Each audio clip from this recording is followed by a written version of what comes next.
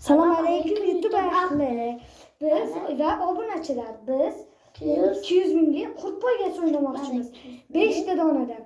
Keyingi videolarda like bilan bo'ladi. Hozir like qancha bo'lsa qurtdan deyilish bilan boshlaniladi. 1 2 3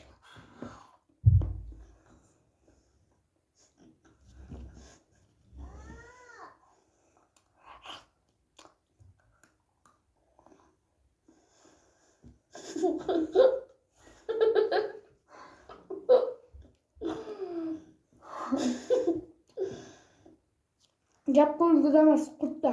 Qurt so'zlakar lekin.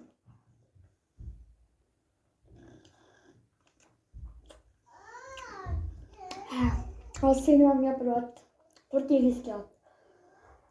Olib qo'yamiz.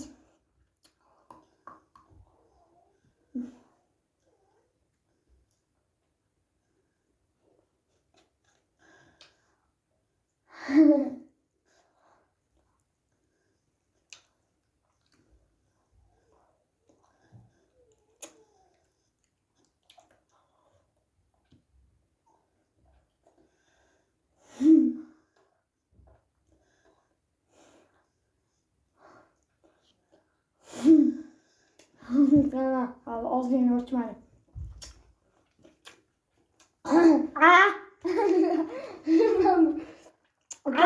Ana yok. Olmadı. Yuttum. Ukam yutib qo'ydi. Mayli, keyingi safar men yutaman hozir. 200 foydasiga qoldi. 5-mayda yana bo'ladi. 5-maygacha doim lashni bosib tashlaydi.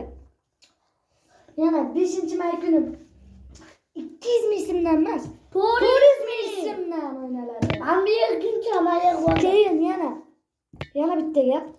Biza hali yana taxminan 30-aprel paytlari marojniy ish musobaqasi ham o'ynaymiz. 200 mingdan. Shu bilan videomiz tugaydi. Bye bye. Xayr.